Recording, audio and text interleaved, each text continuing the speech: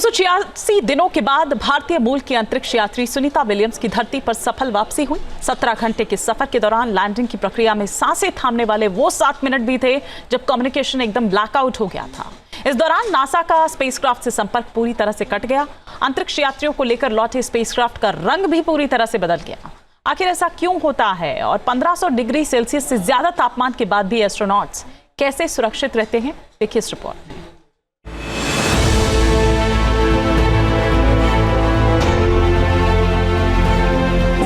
Alex, Butch, Sunny, on behalf of SpaceX, welcome home. 17 घंटे का सफर, कई चुनौतियों से सामना, आग की रिंग जैसा स्पेसक्राफ्ट और समंदर में सफल लैंडिंग।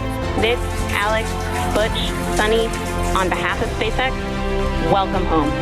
सुनीता विलियम्स समेत 4 अंतरिक्ष यात्रियों की धरती पर वापसी जैसे स्पेसक्राफ्ट से हुई, उसका रंग पूरी तरीके से बदल गया।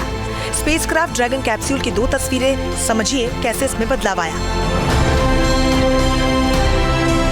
18 मार्च को सुनीता विलियम्स और दूसरे अंतरिक्ष यात्री वापसी के लिए इसमें सवार हुए। अनडॉकिंग के वक्त ये कैप्सूल बिल्कुल चमकदार सफेद था, मगर जब ये समंदर में लैंड हुआ तब इसका रंग पूरी तरीके से बदल गया। कैप्सूल कई जगह पीला और काला पड़ गया। नासा और स्पेसक्राफ्ट का स्पेसक्राफ्ट ड्रैगन कैप्सूल 17 घंटे की लंबी यात्रा के बाद धरती पर पहुंचा। लैंडिंग के बाद कैप्सूल की हालत देखकर अंदाजा लगाया जा सकता है कि वायुमंडल में एंट्री के दौरान ये गर्म हुआ होगा। एक अनुमान के मुताबिक कैप्सूल धरती पर जब भी प्रवेश करता है तो उसका तापमान 1500 डिग्री सेल्सियस से ज्यादा हो जाता है, यानी ये पूरी तरह आग के लाल गोले में तब्दील हो जाता है। ड्रैगन कैप्सूल का ये वीडियो उस वक्त का है जब ये अंतरिक्ष से वायुमंडल में एंट्री कर रहा था।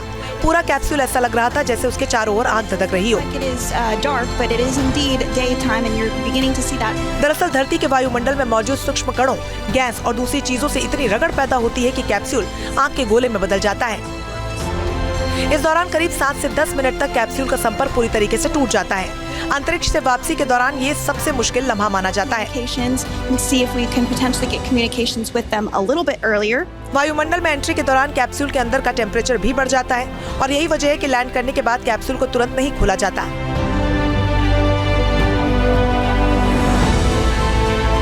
सुनीता विलियम्स और दूसरे अंतरिक्ष यात्रियों का कैप्सूल तड़के करीब 3:27 पर समंदर में लैंड हुआ, लेकिन चारों एस्ट्रोनॉट्स को लगभग 50 मिनट बाद बाहर निकाला गया। ये सब एक प्रक्रिया का हिस्सा है। नासा और स्पेसक्राफ्ट के ड्रैगन कैप्सूल के साथ भी ऐसा ही हुआ। लैंडिंग के बाद उसका सिक्योरिटी चेक हुआ, पानी का छिड़काव किया गया।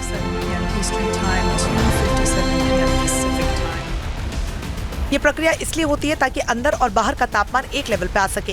कैप्सूल जब धरती के वातावरण में घुसता है, गर्मी से बिल्कुल लाल हो जाता है, इसलिए समंदर में उतरने के बाद भी उसके तापमान को सामान्य होने तक इंतजार करना पड़ता है।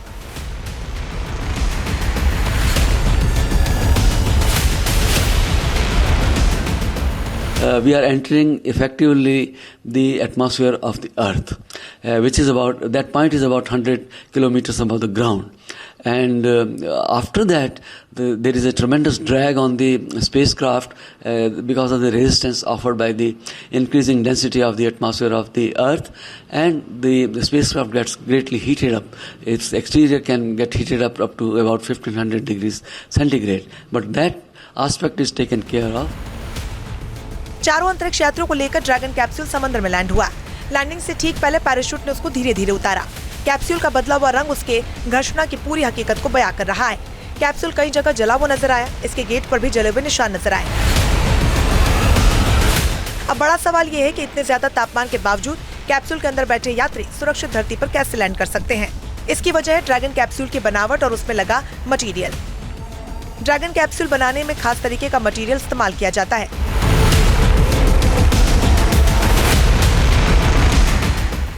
ड्रैगन कैप्सूल का प्राइमरी स्ट्रक्चर CFRP से बनाया जाता है। इसमें वजन के अनुपात में असाधारण ताकत होती है। इसमें इरोजन यानी संरक्षण को रोकने की शक्ति होती है। ये कैप्सूल को स्टेबिलिटी देता है। इसके कुछ पार्ट जैसे कैप्सूल का फ्रेम और कुछ संरचनात्मक तत्व उच्च शक्ति वाले एल्यूमिनियम मिश्र धातु से बनी होती है। ड्रैगन कैप्सूल की हीट शील्ड PICA-X नाम के एक मटेरियल से बनाई जाती है, जो फेनोलिक इम्प्रेग्नेटेड कार्बन एब्लेटर मटेरियल का एक प्रकार होता है। PICA-X धरती के वायुमंडल में फिर से प्रवेश के दौरान आग के गोले में बदलने के बावजूद थर्मल सुरक्षा मुहैया करवाता है। सुनीता विलियम्स, बुच विल्मोर और दूसरे अंतरिक्ष यात्रियों की सफल वापसी हुई। अनडॉकिंग से लेकर ड्रैगन कैप्सूल की लैंडिंग तक सब कुछ प्लान के तहत हुआ। चारों अंतरिक्ष यात्री पूरी तरीके से सुरक्षित लौट आए।